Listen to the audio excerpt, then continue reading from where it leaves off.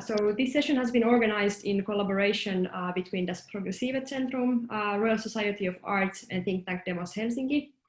And like said, my name is Julia Jousilahti, and I work as a senior expert at Demos Helsinki, and I will be your host today.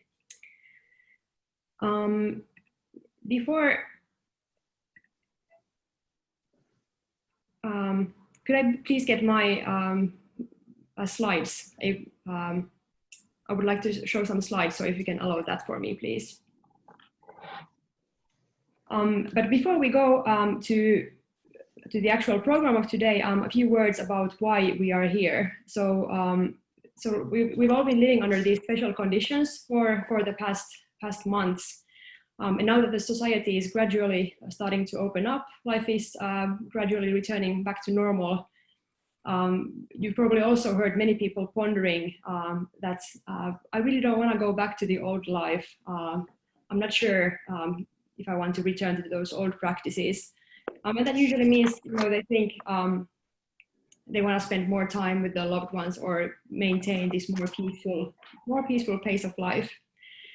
And this is exactly the kind of discussion we, the organizers of this session, think that we should also have at a social level. So really, we think that this crisis is a really good opportunity for us to reimagine what is the future we want to have actually, and how can we also overcome these other challenges that we are facing at the moment. Now that I can share my screen. Yes. Great. So like I said, we, the organizers of this session, wish that we would have that kind of discussion also at the social level. So what is sort of the future we want to see as societies, and how can we overcome these other crises we are facing at the moment? So like we all know, climate change hasn't gone anywhere, even though there's COVID-19 crisis on at the moment. And another thing to think about is that we can really say that COVID-19 has been a prism that amplifies the social changes that have already been present before the crisis. And I think this really applies also to work. So if you think what happened to people working in different positions, you can really see that the crisis didn't treat everyone equally. So some of us were able to continue working as normal, but from home. Then again, people in atypical employment arrangements maybe lost their jobs overnight or their income overnight. Not everyone had the technical skills needed to move to this world of remote working, or social security systems were not really ready for this kind of sudden massive crisis. Or we didn't have the continuous learning tools in place for re-educating people all of a sudden. So really, this only just shows that we have had these challenges already before, but COVID-19 has made them visible. And I think all of this calls us really to rethink the really foundational social contracts our societies has been built on. And especially what is the theme of this session is the social contracts in the context of work. So what kind of agreements should there be when it comes to work? All the systems that link to work. And this is what we're gonna discuss today. So I'll start my welcoming words in a bit, but then we will have two super interesting lightning talks by two speakers. So first one goes with the name, The Need for a Reimagined Social Contract. It's held by Alan Lockie, who is the head of the Future Work Center at the Royal Society of Arts. Then my colleague, Johannes Anttila from the Governance Innovation Team at Demos Helsinki will talk about universal basic income and beyond. So what did Finland learn about, I think it's first nationwide basic income experiment in the world.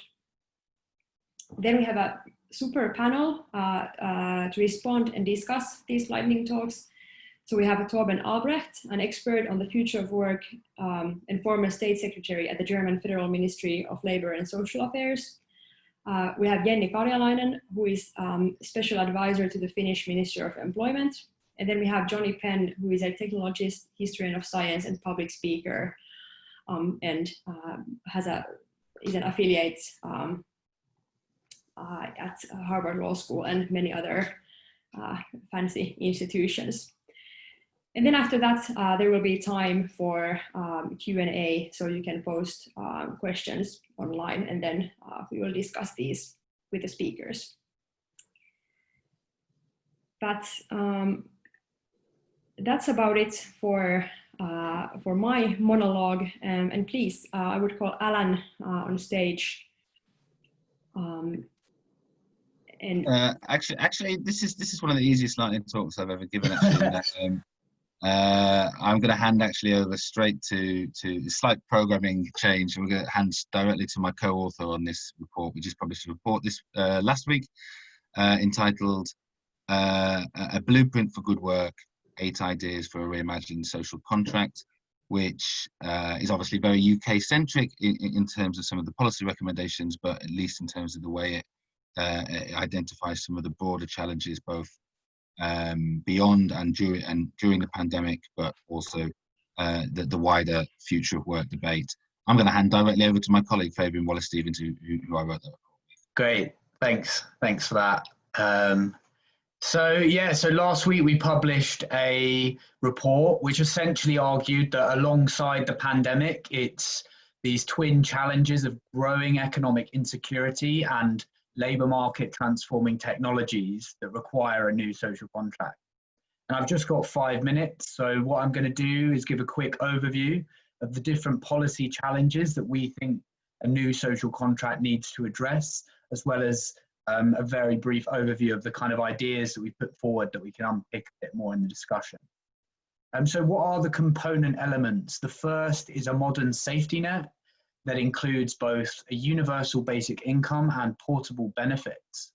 And UBI has often been pitched as the antidote to automation. So previously, we might have dismissed this as somewhat fanciful, but now it does feel a little bit more prescient given COVID-19, where the economy has experienced huge demand shocks and almost overnight led to widespread, although temporary, unemployment.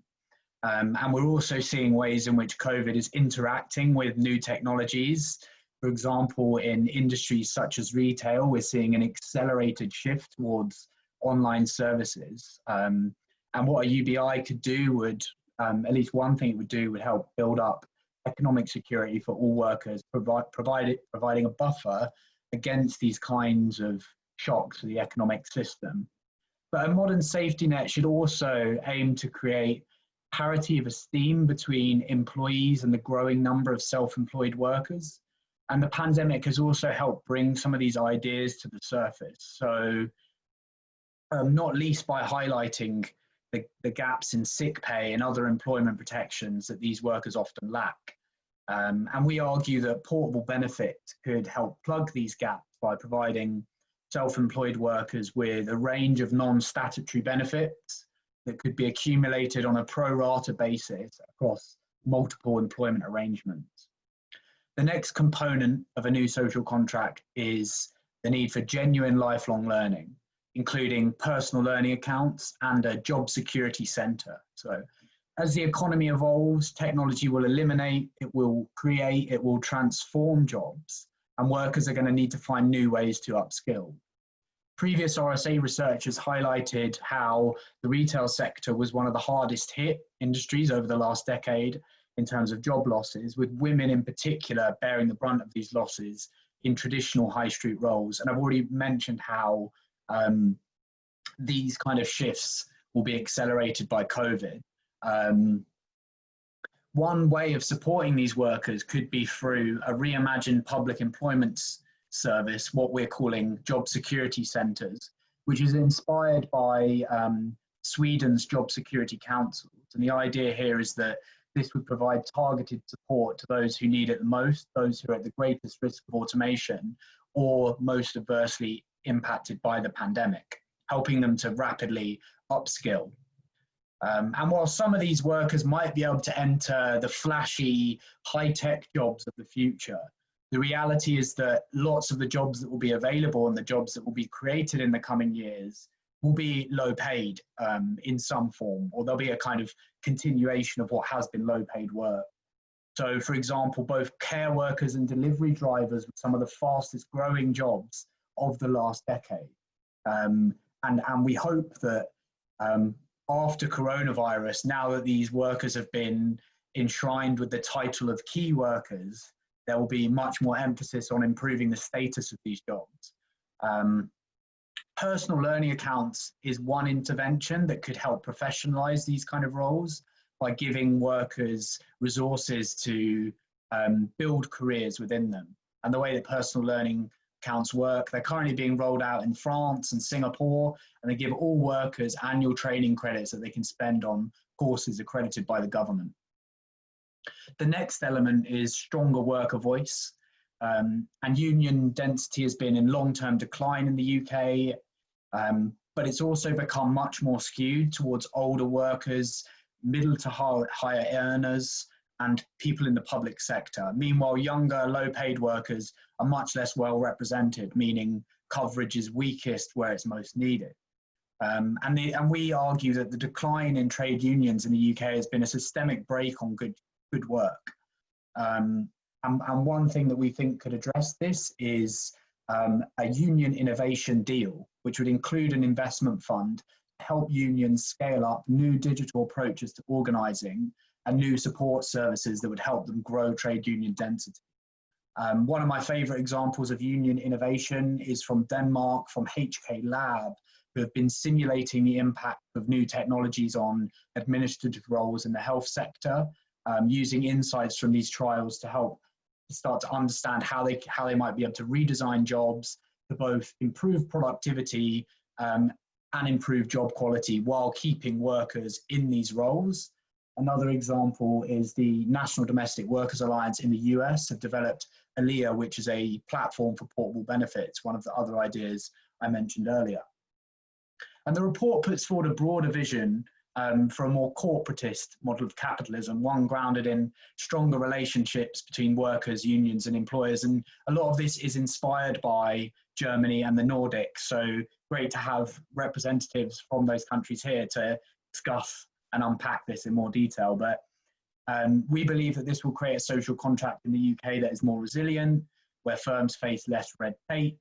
And as part of this, we're recommending that the UK government develops a British model of co-determination, starting with the idea that any business that requires a bailout as part of COVID-19 with more than 20 workers must set up a works council. And the last component element is what we're calling democratic data. So algorithms have been used to manage workers in the gig economy since its inception. They're also being used in recruitment and performance management for traditional employees, with the latter often being described as people analytics. Meanwhile, COVID is likely to result in an increase in workplace monitoring, either to monitor social distancing in manufacturing sites or warehouses, for example, or to track remote workers to make sure that they're being productive when they work at home. And to address some of these challenges, we argue that we need a data covenant for workers.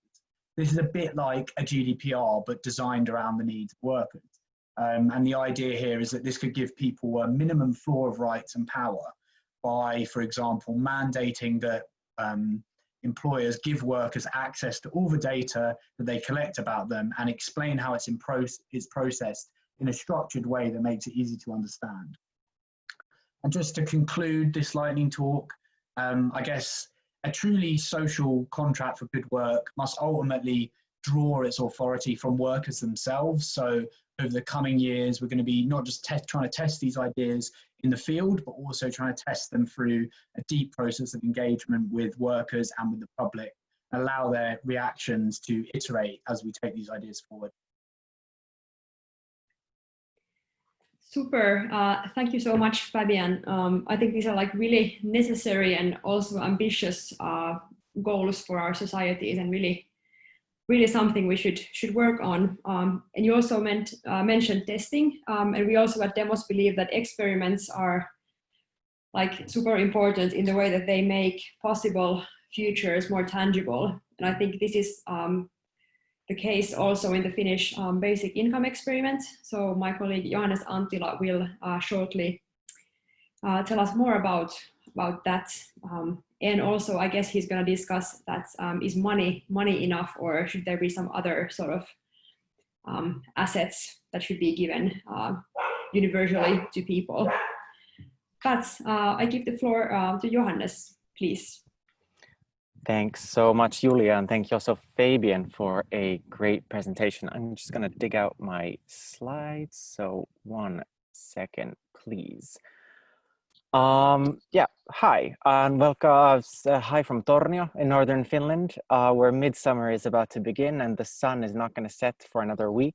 And outside was the calmest place I could find, so you're going to have to bear with that. There's some mosquitoes flying around, so if I go swat, that's just the mosquitoes going around.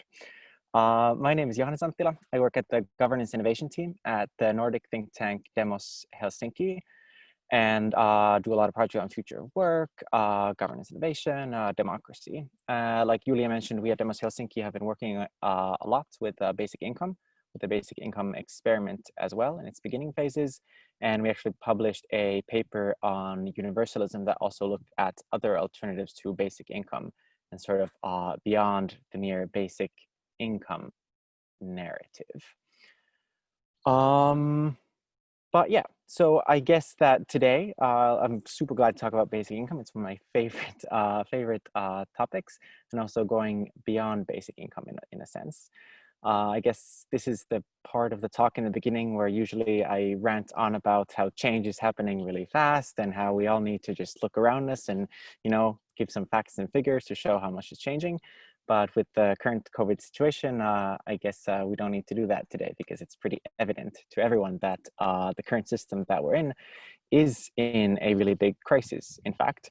And sort of the COVID situation just came around and really sort of shone a light on some of the really distinct inequalities that the system has, and also on some of the unequal effects that our societies, especially Nordic societies, but also all societies in Europe and globally have. And these inequalities sort of came to force. But of course, if you have looked before, then it's no surprise that the big crises of the climate crisis, of rethinking capitalism, a talk that started sort of last fall, that these big changes are just something that the COVID situation sort of brought to a point.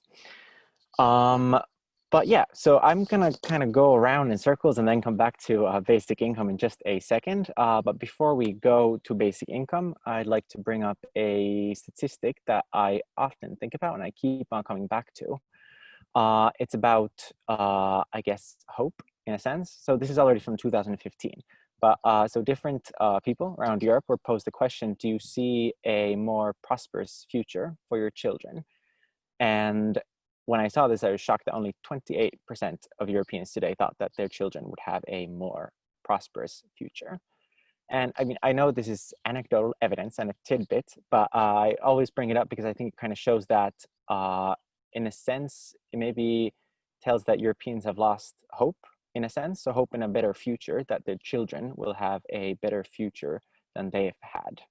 So this sense of trust, which I think has been a key element in different welfare states. So trying to kind of build societies around trust. And I guess this is also what we're talking about today in the words of the social contract. So this statistic, I think, is showing in the way that it says that something is obviously wrong with the current social contract, in the way that our societies aren't really delivering on the promises that have been made and have actually been, maybe the social contract was created first time in the Industrial Revolution. So since that time, and since that same social contract isn't delivering anymore, people are becoming more and more disillusioned with the way society is functioning. And we can see that in the talk in the crisis of capitalism, but also in the way that we can see different inequalities popping up in societies around us. So I think this shows that sort of when we go back to the institutions that were created in the industrial era. So social security, trade unions, representative democracy, universal education, welfare states, urban planning. These were kind of the elements of the social contract at the time, and they did work at the time. If we look at maybe the story of the Industrial Revolution, what we remember now is very much the sense of economic growth, of cities popping up, and of people feeling well and well-being increasing in societies. But before that, there was quite a long period of unrest, of inequality, and these institutions that came about through the social contract were then the actual matters of the fact that then sort of brought about this well-being. So if these were the institutions of the industrial era, I think it's now sort of a pertinent question to ask: if they're not serving us anymore, then what comes next? How do we have to sort of think about these institutions? Do we have to revise them, or do we have to come at them from a different angle? So sort of blow them up and gather the bits together in a different way. And I guess that's what brings me to the basic income experiment. The social security systems of the industrial era were sort of a synthesis of the different political struggles at the time. And in a way, even though the Finnish basic income experiment was just a small experiment, I think it's a step in a way that shows that we need to renew that. And we also need to renew the social security system in a way that now reflects the political struggles and sort of the political reality of the post-industrial, of the post-fossil fuel era as well. It's a short little lightning talk, so I'm not going to go through all the details, but maybe, and maybe you're all familiar with, but maybe just to say that the results for the target group in the experiment, so the target group was unemployed people in Finland, and the results, the final results of the 2 years that came up just came this spring. And I guess the two biggest things to take away from that was that there were no distinct employment effects in the basic income experiment, but there was a significant increase in well-being, in happiness, in the amount of trust that the participants reported after the experiment had ended. And now this has sort of been twisted, I guess, both ways in the media, in policy circles. Some say that, big whoop, there weren't really employment effects, and that's what we were going for in the first place. We were trying to see whether giving unconditional basic income would increase employment, and it didn't. So in that sense, I guess, yeah, the experiment could be construed as a failure. But then in another sense, I think if you look at the fact that by removing these different bureaucratic hurdles that we were placing through the welfare system on the people who were in the control group, so reporting different things, workfare, and all these different things, by removing them, if there weren't any negative employment effects as well, and if we can report increases in well-being, in happiness, in trust, in that sense, it was a very successful experiment in the first place. But maybe also, like I said, we wrote a report on universalism, where universal basic income was one of the aspects that we were looking at. And income, of course, like this shows, is a source of well-being for many people, a necessary source for well-being. But what we went through in the report itself was that maybe income isn't the only angle to come to well-being. So instead of looking at basic, instead of looking at income, maybe the focus in the next era, in today's era, in the post-industrial and the post-fossil fuel era, should also be placed on the universal. Now, as many of you might know, the Nordics have a long tradition also in different sorts of universal services and different sorts of assets that our societies provide to citizens. So you can look at education, you can look at health, and all these things are sort of bedrocks of the success of the Nordic societies in many ways. So we're saying, yes, income is a bedrock as well, but going beyond that. So going to ask the question of, instead of merely income, should we also look at the different assets that societies are providing? So yes, income is one, but also health, spaces, know-how, infrastructure, data, nature.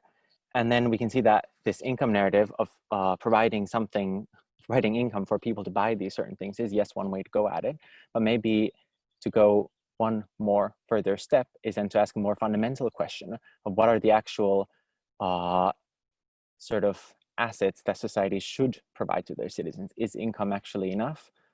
Should we also sort of go back to renegotiating the ownership structures in society? Should we also go back to renegotiate what is actually the new social contract in that sense? So just like in the industrial era, we weren't only talking about how people got work, how people got income from that, but actually very much of the success of the Industrial Revolution and the social contract at that time was providing other things than merely income. It wasn't only providing work, it wasn't only providing 9-to-5 jobs, but it was something very much different. So it wasn't only redistribution of the wealth that was created, of the value that was created in societies, but it was actually pre-distribution. So at the time, not going back to looking at income, but looking at how people could prosper, how they could educate themselves, how they could sort of increase the capabilities of themselves to live a life that they'd want to lead, paraphrasing Amartya Sen. So yes, I think that the universal basic income experiment was a very sort of good, radical step, but in no way should it be the only sort of step, and only focusing on what the results of the very short basic income experiment was that wasn't even universal, that the researchers in the first place said that 2 years wouldn't be enough to sort of really see the behavioral changes, that we need 3 or 5 years to look at those. Then maybe we should not only be stuck on that, but also look at the wider scope of what is universal and what do we think in the future now that society should provide to their citizens, in the sense that they can grow their capabilities, that they can live a life that they'd really want to lead. And now with the COVID situation, I think it's a good place to start thinking on those things. Thanks. Thank you so much, Johannes. I'm sure this provoked a lot of thoughts in many of us. We already have the first questions coming in, but I will keep us in suspense for some more time. And I think we could now straight on move to the super panel we have today to comment on what you just heard. And then after that, we will move to the Q&A session. But yes, should we start with Torben, your thoughts on what you heard? Please, Torben. Yeah, thank you, Julia, and thank Fabian, Johannes for the introduction. I do agree to most of the points already said, and I think a lot of important issues have been raised. Let me start anyhow with a bit skeptical remarks about the universal basic income. I think that's good for the discussion amongst us as well. I think of course, it's good to think also in a radical way about the welfare systems we have, but I think we really should at least think also about the risks a real universal basic income might have. And there are two major issues why I'm skeptical. One is because it is it's not a replacement for nearly any other welfare system, not for the health system. Johannes, you already said that, nor really for an unemployment scheme where you get a certain percentage of the money you earned before, if it's around 600 euro, or even if it's around 1,500 euro, for a lot of people it will be less, in Germany at least, than they have for their unemployment scheme after several years of work at a retail store or as a nurse or as a factory worker. And this also would limit the economic buffer Fabian was talking about. In Germany, we now have introduced again this scheme we call short-time work for people in the COVID crisis who had to reduce their working hours. For the working hours they cannot work, they get 60, or if they have children, 65, and could be topped up by collective agreements, even up to 80 or 90% of the money they earned before. And I think this is a much more effective economic buffer than just paying people a universal basic income in this kind of situation. And the second issue is, I'm afraid that if it's really introduced for everybody, including everybody who's working, it's another subsidy of low-paid work. If it's in the area where you can make a living with a universal basic income of, let's say, 1,000 or 1,500 euro in an industrial country, work gets even cheaper, and especially low-paid work might be subsidized through this UBI. I could go on for an hour talking about why I'm skeptical, but maybe there are some arguments we can talk about later in the discussion. But I really liked in both introduction the idea of, on the one hand, strengthening workers, again, it's especially vulnerable workers, and also the idea about universalism. And I think we really have to make sure that workers are not left behind, neither when it comes to unionizing and the possibility to bargain, nor when it comes to protection they have. And there's always this debate around, are people really self-employed, or is it bogus self-employment if people are riders taking your food from a restaurant to your home? Or should we put up new categories for this kind of workers? And there again, I'm skeptical to put up new categories. But what we discussed in a commission I was on, there was the Global Commission on the Future of Work, established by the International Labour Organization and chaired by the Swedish MP Stefan Löfven and the South African President Cyril Ramaphosa. There we discussed to say we need to protect people from bogus self-employment or being misclassified as workers. But for everybody who's really self-employed, again, we need some universal roles. And there we said we need what we call a universal labor guarantee, making sure that any worker, no matter what his or her contract says, has the right to join a union, to collectively bargain, to have a living wage. And that is something that would be maybe the alternative to an UBI, as well as healthy and safe workplaces. And I think this is an issue we've seen gets more and more important, especially in the COVID-19 times. So I think we agree a lot on what we want to achieve, but maybe we disagree a bit on how to achieve it. But I think this is a fruitful debate we should have. But I think really thinking about how to further develop our existing welfare systems might be worth taking a look at. And I liked a lot of Fabian said about how we can improve skilling. And let me just give you one example. In Germany, which we developed and which has now been introduced, we now have the possibility in our unemployment insurance to move from so-called active labor market policies to proactive labor market policies, meaning that the unemployment insurance can pay for skilling of workers, not only when they're already unemployed, but when their job is endangered through automation and technology to be replaced. Already then an upskilling of the workers can be financed through the unemployment insurance while they're still in work. And I think steps like these are important to go in the coming years to develop our systems, because I really agree that the aim has to be good work, and we have to really take serious the new challenges of new technologies. Fabian talked about people analytics and AI coming to the workplaces, and I think this again is a huge topic we need to talk about in the futures, and how workers have a say about the introduction of these kind of technologies into workplaces. That is a huge issue. I can go on in a later part of the discussion, maybe not to be too long. Maybe this as some ideas for our debate. Thank you so much, Torben. You touched upon really many important topics and would have a lot to discuss about all of these, but maybe just really briefly, if Johannes or Fabian want to comment on what Torben just said, but really, really briefly. Thank you. Yeah. So I thought picking up on a few things. One definitely on the kind of, will it subsidize low paid work? It's definitely that kind of thing. We probably need to do more experiments. We've almost always pitched it the other way around, in that at the moment you have people stuck in low paid jobs, but a UBI might actually allow, like, liberate their aspirations somewhat by increasing their bargaining power. They don't have to work in a really low paid job, because if they stopped working they wouldn't be plunged into poverty. But that all depends on the design of the UBI. There's loads of different models out there.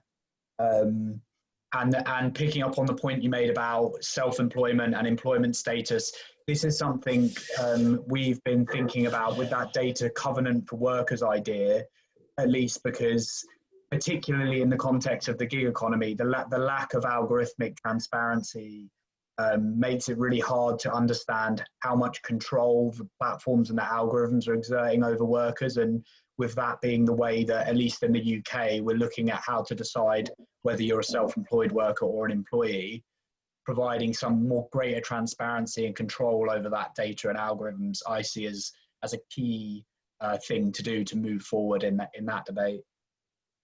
I also think it's worth. I mean, our social contract was a social contract designed for the UK, so it speaks to UK challenges and UK values. And so, if you consider the UBI as an answer to a social contract, which you can see support for this, at least in the attitudes, where there is a relatively degree of support for a very flexible labour market across all political spectrums and groups of society, and at the same time,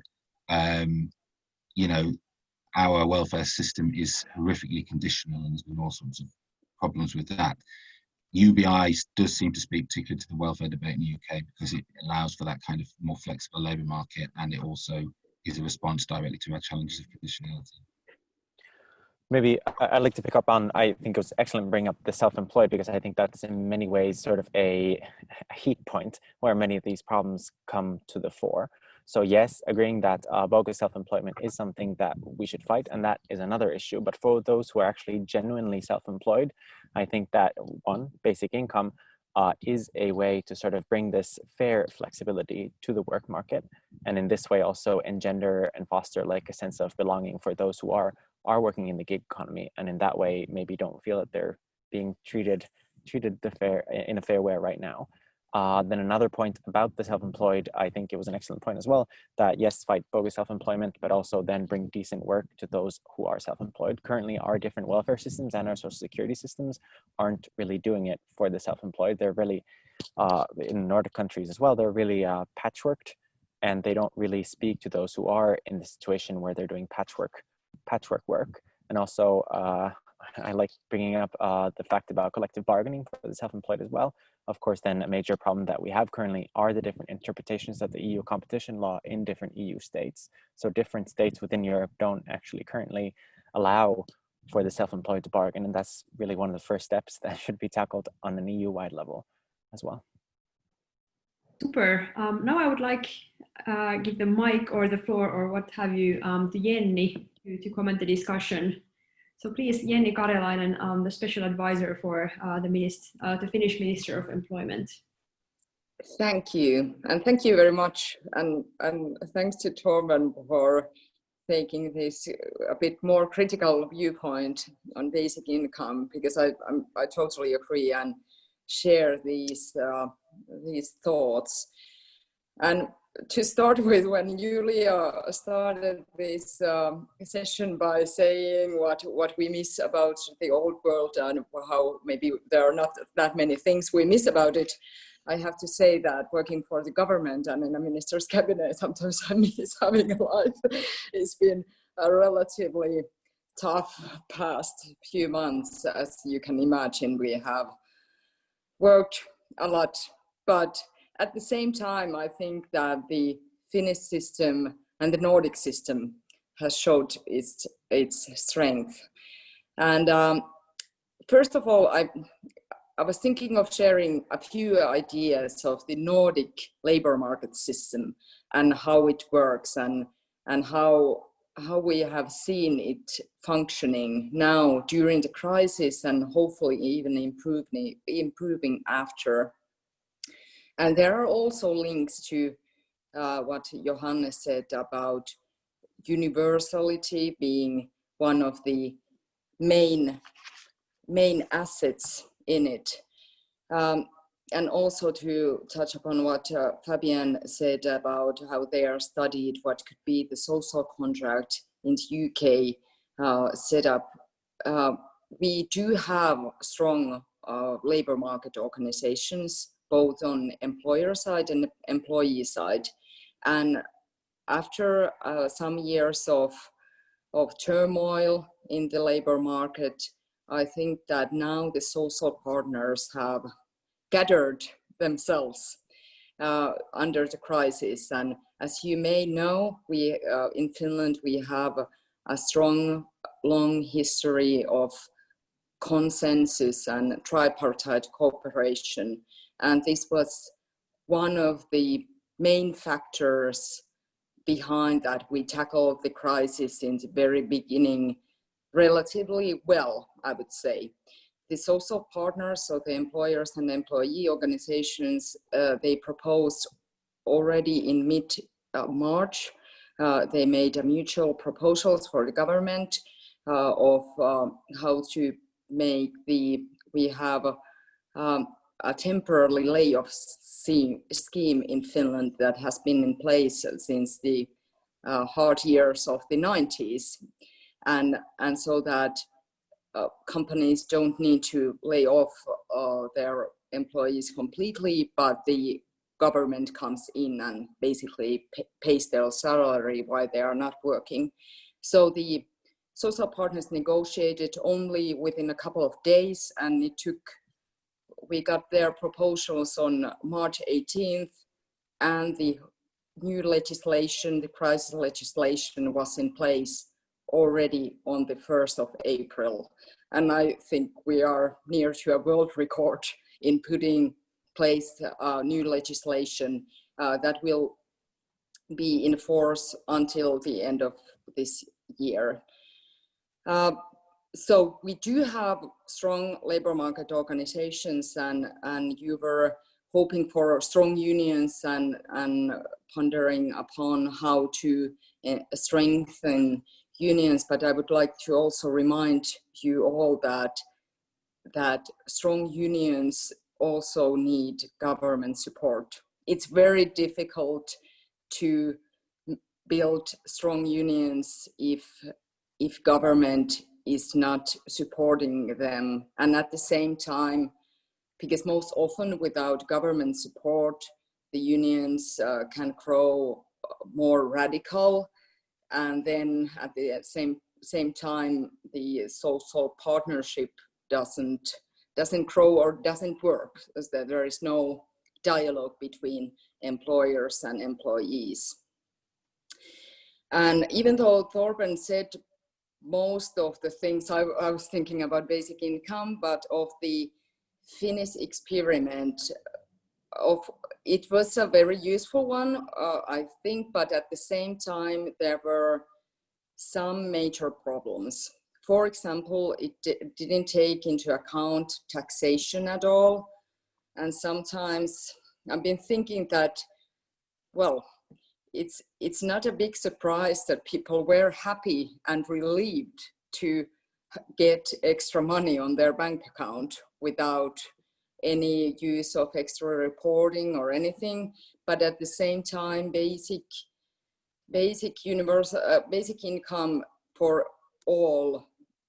There are many right-wingers, myself being a member of the Social Democrat Party, and I'm very worried that there are also many right-wingers who are for basic income because it would kind of force people back to work. So there are different systems, as you already mentioned. But on the other things we've been touching upon, I'm of course very proud of also of our government program of Sanna Marin's government. And I think the head title says the most important thing of all. And the head title of the government program is Inclusive and Competent Finland. And this is a goal we were also marketing while we were holding the rotating presidency of the European Union last year.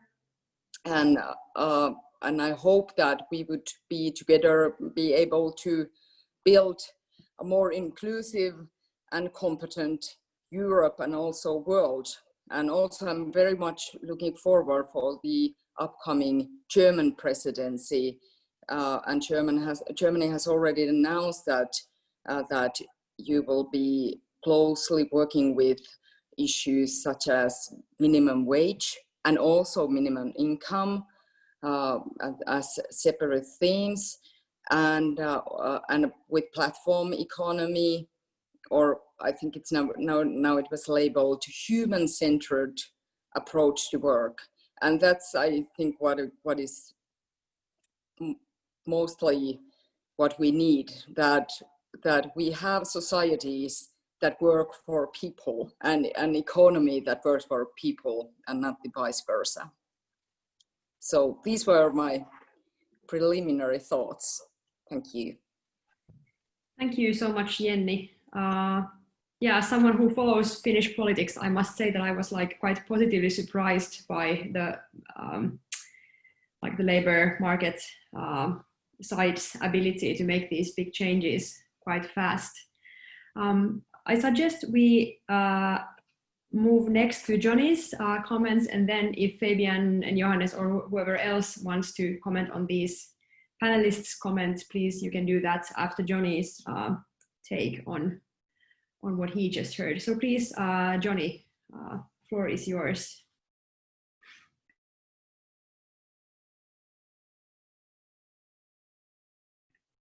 It seems that we have lost him, unfortunately.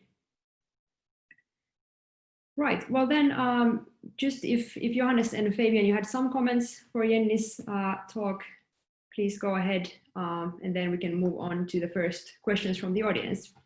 Mostly agreeing with what you were saying about the need for a more collegial approach to unions and government. As you know, you hit the nail on the head.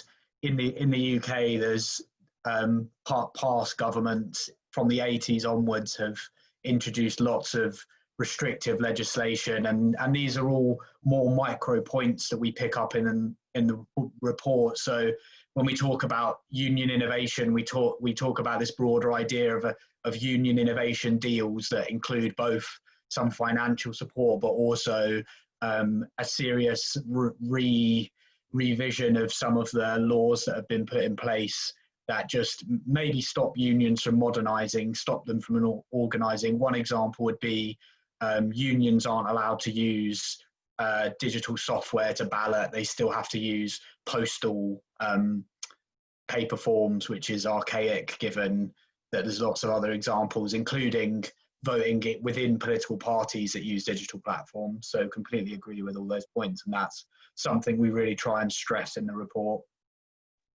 I think it's really, actually, just to reinforce that, it's our great hope for the report and for the UK social contract is, in my opinion, far more radical than UBI is if we can move in a kind of more stakeholder cooperative direction. I think you can kind of see maybe a little bit simplified, but you can see the story of the UK state in its response to the pandemic. And if you look at the health side of things, you've got a very small number of people in a highly centralized state in Whitehall trying to coordinate from the centre a massive challenge with very, very few decision makers. On top of that, there's been lots of outsourcing in social care, and the social care and health system doesn't speak to each other, and it's been an absolute disaster. On the economic side of the crisis, very, very oddly at the start, you had the TUC and the CBI, which is the leading business representative organisation, the leading union organisation, went into the Treasury and hatched a kind of national collective agreement for the nation with the furlough scheme, which so far has massively prevented widespread economic insecurity. It's a kind of policy we've never really seen the like of in the UK, but its genesis really was a social partnership in a way that we don't normally do things. So my hope is that coming out of that, there are some opportunities to, particularly when we think about how unions must play a role in social distancing and this kind of highly delicate balance you have to play in trying to reorganizing workplaces at the same time to try to maximize economic value, but at the same time to kind of prevent a virus. I hope that kind of sort of more social partnership approach holds, but it isn't looking good if you look at the education sector anyway. So we'll see. Thanks. I'd like to now move to the first question from the audience, since we only have a limited time. So the question goes, sustaining job security, both in the sense of having a confidence of having a rewarding and meaningful job per se, and in the sense of having adequate chances of updating your skill set, is quite a demanding issue for a new contract, both within the corporate world and within the nation state. How do we cope with this challenge? So job security in the sense of having a meaningful job, but also being able to update your skill set. How would this new contract we are now drafting here answer to these challenges? Any ideas from the speakers, any one of our speakers? Well, maybe something that comes first to mind is an example from Spain, where they also touched upon just transition themes. So many of some coal companies were shut down, and at the same time, part of the contract there was that these coal miners would also be then retrained to work in an environmentally friendly sector, or if they were elderly, then kind of get to their pension schemes faster. So I think this is a good sort of way that we do have sort of work to do in society. So work isn't ending. We can find endless work in trying to tackle some of these wicked problems that we have in the world. But at the same time, that means that we do have to sort of look at the side of skills. And where universal basic income is one way to come at things, then I do think I was talking about universal assets. So definitely this skills and continuous learning or lifelong learning is one, I think, a prime element, a building block of this new contract, and it should be made a universal to all that people would have a right to participate in this, because I find no other way for people to sort of keep up in the system at the same time. Oh, do you want to jump in, Torben? Go ahead. I think that I'm more optimistic about the issues raised here, because I think if we think about new technologies, they do give us the opportunity to have more meaningful jobs, because the most boring, routine, stupid kind of tasks could be taken over by technologies. And also the skills required should be rather upgraded, and should be more qualified, and then better paid and better jobs with better conditions. That is possible, I think, and that should be the starting point. But it will only come to life if we make sure that it's really a human-centered approach of this introduction of technology. And this can only be achieved, I'm convinced, that workers do have to have a say in this introduction of new technologies and the shaping of new jobs. And there's government regulation limiting, monitoring, taking over, making people just a tool of, for example, artificial intelligence and robots. It should be the other way around. Artificial intelligence and robots need to be tools of human workers. And I think that's a battle we're facing now, and where we need new rules from the government side, also on the European level. Fabian already mentioned that we need something like a GDPR for workplaces, but also we need to make sure that, and here again, all kinds of workers, including gig workers, have a say when it comes how technologies are used in the companies. I was trying to build up a matrix of different forms of use of artificial intelligence in workplaces, and I think if they're used more as a tool, and if it's humans still who have the last say, then there's less need for regulation. But if we have tools that really take over decisions and even do the organizing bit, and maybe even hire and sack people, then we need first a strong regulation, and second, a strong say of workers. I think that are some key elements really to make sure to have secure and better jobs in the future through technology, rather than tend to have more and worse jobs. Great. Any more comments to this one? I could briefly comment, and this is so true that upskilling and reskilling, that is the key in the changing world, even before this crisis, because we have so many changes and transformations taking place all the time. We have climate change, we have the whole labor market is changing constantly all the time. So the world is changing, and we need to people live by it, and to learn how to do it. And of course, this, once again, we need all the three parts of the tripartite actors who are around the labor market. Well, first of all, we need the employee, him or herself. Then we need the employer, and who also needs to give support to the employee. And then we need the government there behind to support these two, and especially individuals to find new paths forward. And just now, because I started marketing our national social partners, of which I'm currently so proud of. We'll see how it's going to be in the future. But in any case, at the moment, they are together between themselves, between employer and employee organizations. Over the summer, they are planning to negotiate and trying to find ways, especially for these people who have been temporarily laid off under these new crisis legislation schemes, and how they could build new training programs or whatever training schemes there could be to develop for them. But at the same time, it's evident that none of us is ready for the future. All of us, we need to constantly learn new skills, and we also need support to that.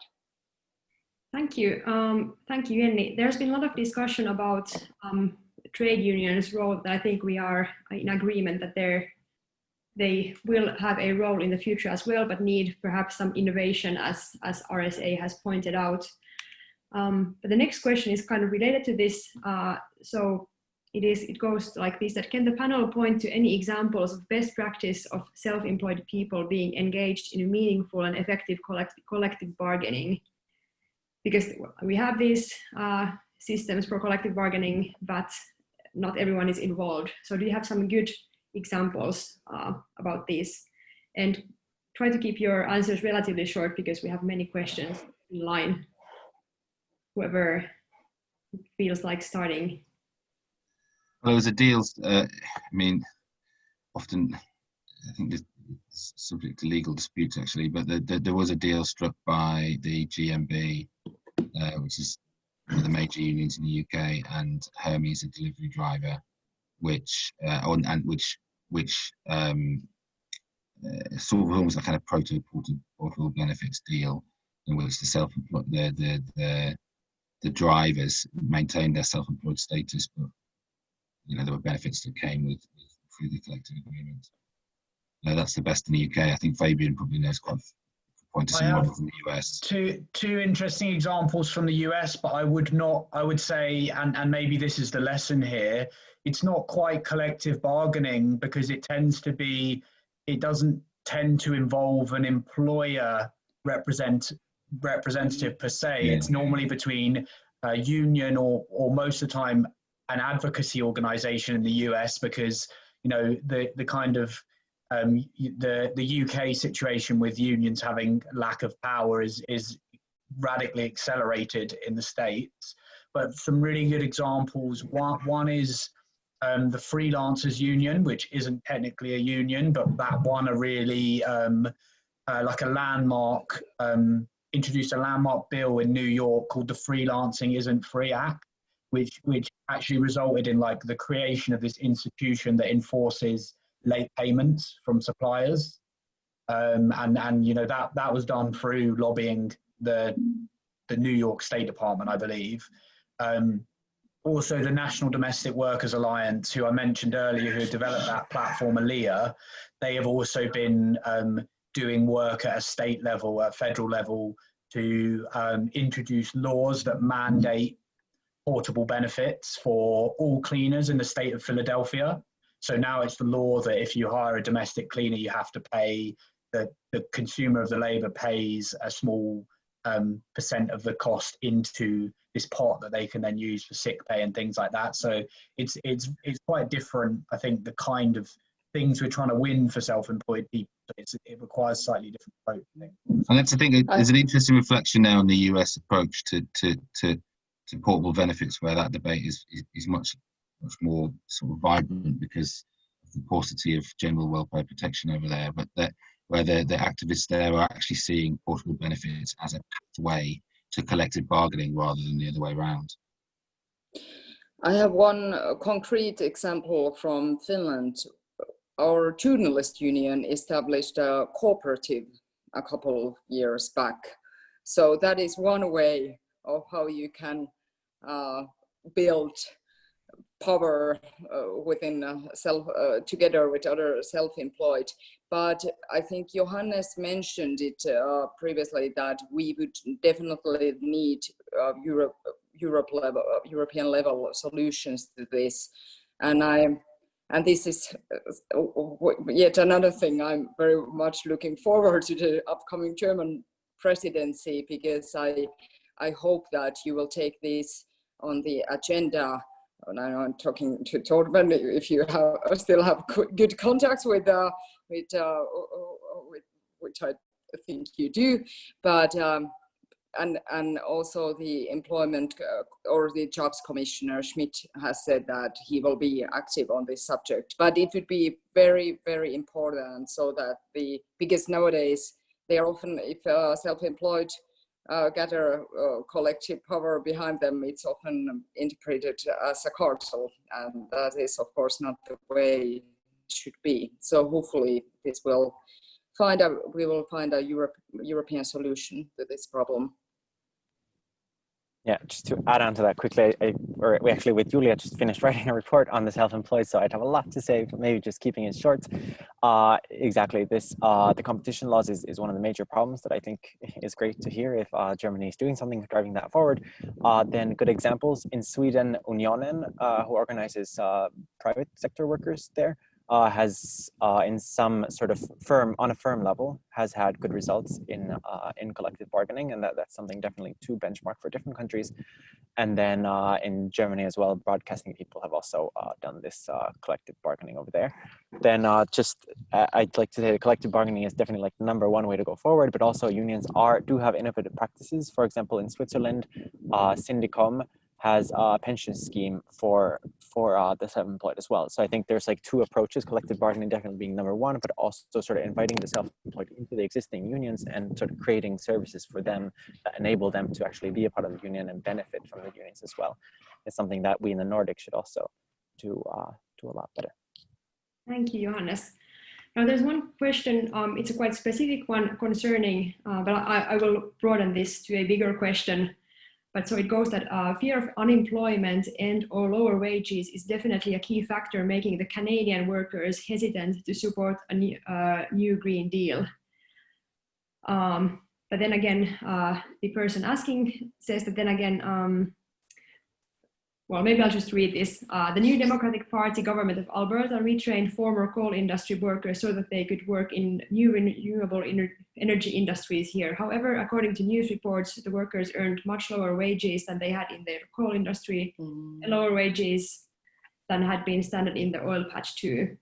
I note that German wages in renewable energy are much higher than in Canada.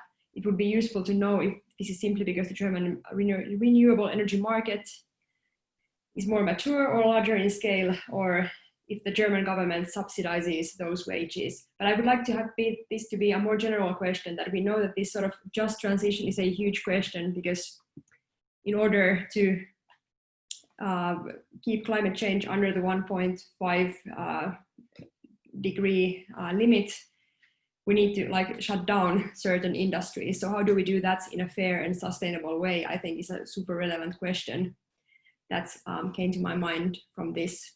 So in Germany, this has seems to have been happening more smoothly than in Canada. But what are your thoughts on this? How can we enable, in general, this just transition so that people will have a workplace, even though we tackle climate change and shut down some industries? Or, yeah. Any takes to that, please?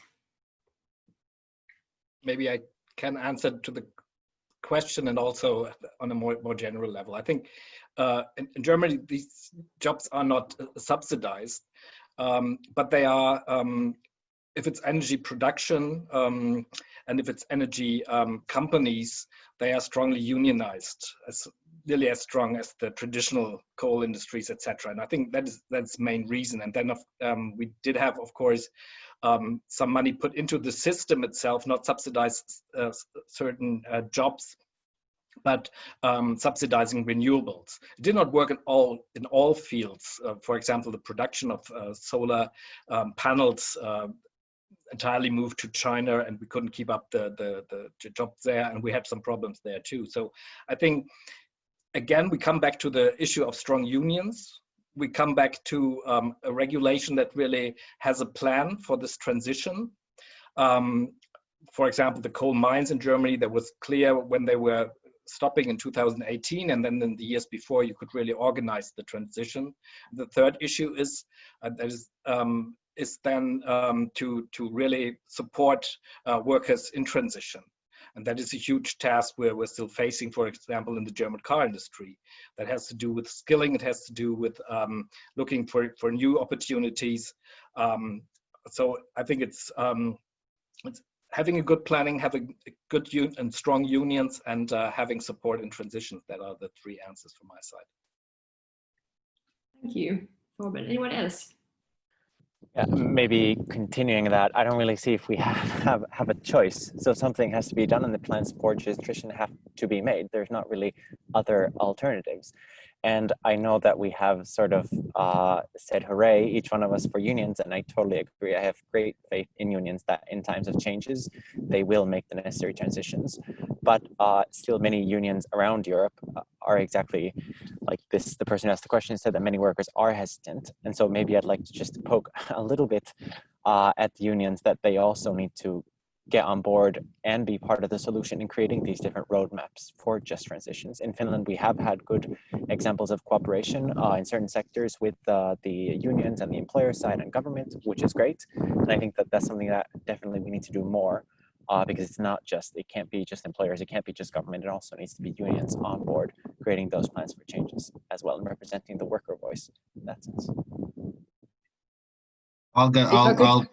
Sorry, you go first. You go sorry, first. I'm going to maybe cause a fight because I think it's good for debate, but and say a couple of controversial things. I think it will be interesting to see how the UK experience of this goes, because our energy industry is largely privatized and low unionized, and whether we'll be able to destroy those industries quickly because of that will be interesting. But I think that there is a massive political challenge actually for the entire left on this and the interplay with the politics of the pandemic. If you go back to the slide that was started this presentation, where you had the climate shark as bigger than the pandemic shark, that's not how people see the situation, certainly not in the UK. I mean, in the UK, this is already a big economic crisis in the Second World War, already a big economic crisis we've had for 300 years. Not see climate change in that frame, and so there's really a kind of a delicate balance to play, because I do think it is a genuine political opportunity to change industrial compositions and to push green jobs. But if that is done under the banner of this being a new Green Deal, and really pushed as that being the primary motive for it, rather than as a kind of response to the pandemic, because that is the economically sensible thing to do, then I think the left will perhaps lose the moment. So I kind of feel that the language of a new Green Deal has to be dialed down, and the policies stay the same, but we're on a New Deal moment. Otherwise, you lose the audience and you lose the opportunity. Did Jenny have like a 1 minute ending remark on this? Okay, 1 minute. I want to be optimistic and positive, because I see a change. When we look at, for example, the European Commission, when we look at how big just transition is on the whole European agenda, things are changing. and for that we also, of course, we need researchers, the activists, and everything. But I remember 3 years ago, I think, when President Trump had announced that the US will leave the Paris Agreement, and I was then in London attending industrial Europe trade unions assembly, and they condemned Trump's stand. And I think I was then thinking that, okay, times are changing. From industrial unions, you wouldn't heard that kind of positions, say, 5 years ago, I would say. So let's stay optimistic, and thank to you all for my part. Yeah, sadly, I think it's time to end this discussion. But I mean, as these are huge, huge issues, you could go on forever talking about these. But thanks for this debate or discussion. I think it's just a beginning. Do read the report. There's more there. And yeah, I mean, all this we touched upon: continuous learning, self-employment. I think we had kind of strong trust in the existing structures, but they just need to be more inclusive and somehow updated. But we didn't want to throw away the old world, but maybe broaden their scope. But yeah, so let's keep on continuing the discussion, and have a good evening, everyone. And thank you a lot. Thanks a lot to all our speakers. Have a good night. Bye.